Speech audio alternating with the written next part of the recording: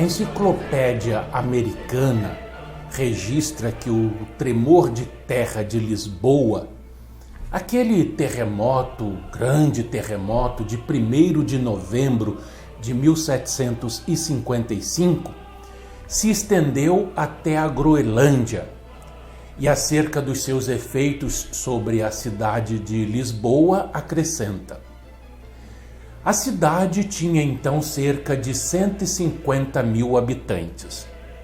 O abalo foi instantaneamente seguido pela queda de todas as igrejas e conventos e quase todos os grandes edifícios públicos e mais de 1/4 das casas.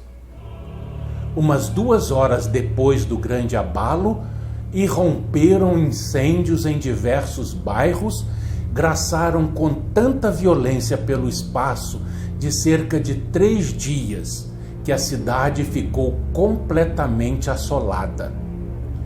O terremoto aconteceu num dia santo, quando as igrejas e conventos estavam repletos de pessoas, muito poucas das quais conseguiram escapar.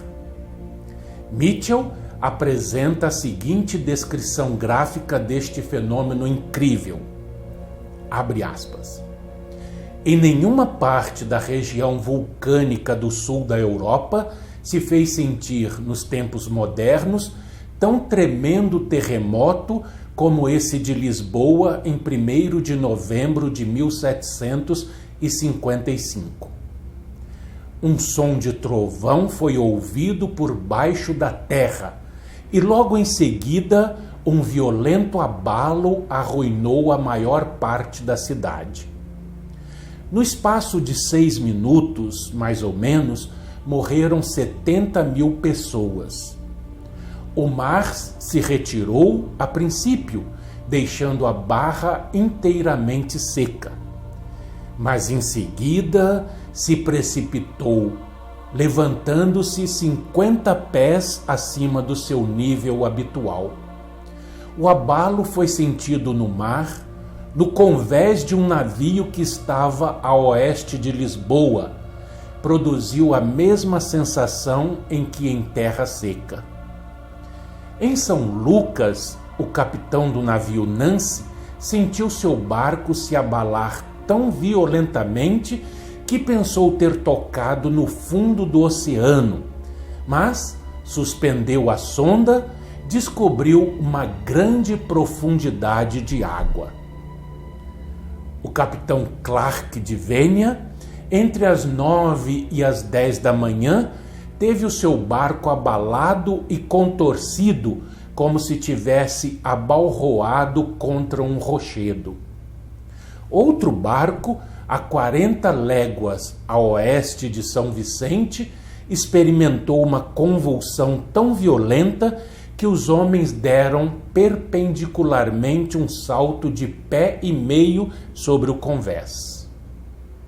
O mesmo aconteceu na Noruega, na Suécia, na Alemanha, na Holanda, na Córcega, na Suíça e na Itália. Notaram-se tremores e oscilações do terreno em todos esses países. Na Grã-Bretanha foi notável a agitação de lagos, rios e nascentes.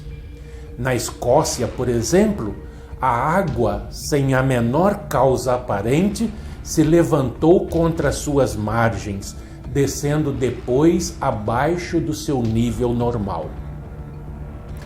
A maior altura perpendicular desta elevação foi a de 2 pés e 4 polegadas. Diz-se que o movimento desse terremoto foi ondulante, com uma velocidade média de 20 milhas por minuto. Uma grande onda se lançou sobre a costa da Espanha e se diz que atingiu 60 pés de altura em Cádiz. Em Tânger, na África, ergueu-se e desceu 18 vezes na costa. No Funchal, na Madeira, levantou-se uns 15 pés acima do nível da pré-mar, ainda que a maré cujo fluxo e refluxo era de 7 pés, estava então em meia vazante. Além de entrar na cidade e de causar grande prejuízo, inundou outros portos de mar da ilha. Fecha aspas. Afirmamos atrás que o mar primeiro recuou em Lisboa. Este recuo do oceano na praia no começo de um tremendo terremoto, e seu subsequente regresso é um fato comum.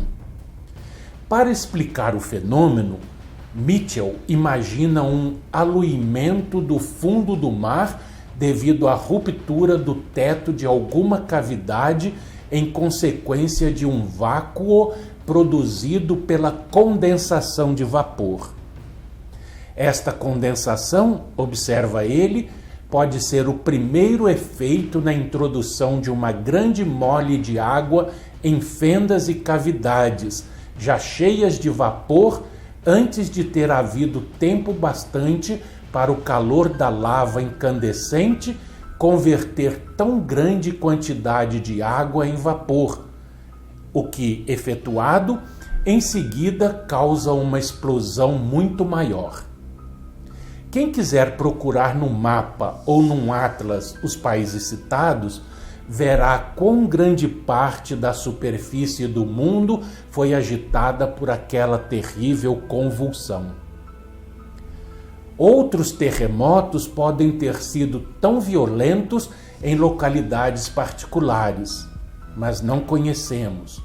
O mundo não conhece nenhum que, combinado tão grande extensão, com tal elevado grau de violência, se tenha feito sentir na terra como esse de Lisboa em 1755, a 1º de novembro. Apresenta certamente todas as condições necessárias de um acontecimento apropriado para assinalar a abertura do selo neste apocalipse.